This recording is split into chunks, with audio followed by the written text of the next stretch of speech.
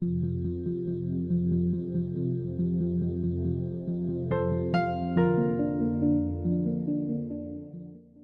grew up in a rough neighborhood here in Tulsa. Gangs, violence, you name it. Art and Victor first met through our school-based program, and that's whenever our volunteers go into the school. So 1 hour a week, I'd go over to Kendall Whittier. Victor would come out of class. We'd spend time in the library there and talk for an hour. When Victor was in third grade, he was struggling some with classes because English was his second language. And he was really shy. He didn't have much self-esteem at all. He'd just been left back in school a year. I really didn't want to talk to anybody. I was just on my own little island, just thinking to myself. Essentially, I thought, okay, I put in my time, I'm done. But his teacher told me that it had an enormous effect on Victor, which I didn't see at all. I mean, it was like a big shock.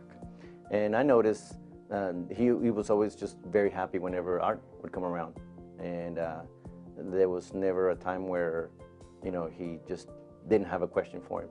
There was always something new he wanted to learn. And so Art was interested in taking the relationship into what we call our community-based program. And that's the traditional program of Big Brothers Big Sisters, where our volunteer goes and picks the child up at the home and goes out into the community and plays football, goes out to have pizza. Art is a great big brother. He has helped me a lot. In third grade, they figured out I was dyslexic. I was giving Victor books to read, and this teacher said, no, he can't read that. I gave him like Catch-22 and Catcher in the Rye.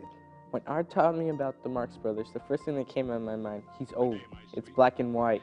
How funny can that get? Like, I'm dyslexic, so words were not that fun, but after them showing how words could be actually funny, made me break out of my shell and start laughing.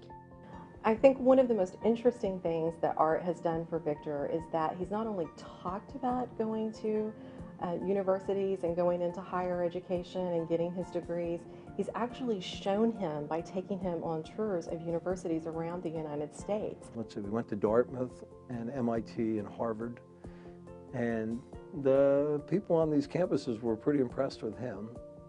And, Victor's running around Harvard and MIT like it's no big deal.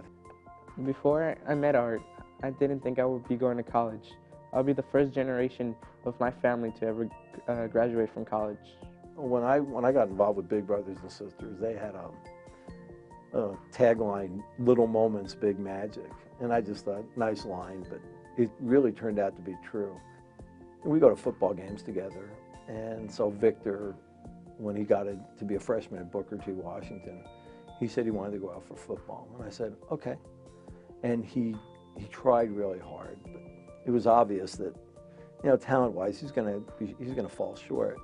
And, he was so worried that I'd be disappointed, and I told him how proud I was of him, and I prefer that he get ahead in life with his brain and not get all beat up. And he says, so I don't have to no, you don't have to play football. That's fine.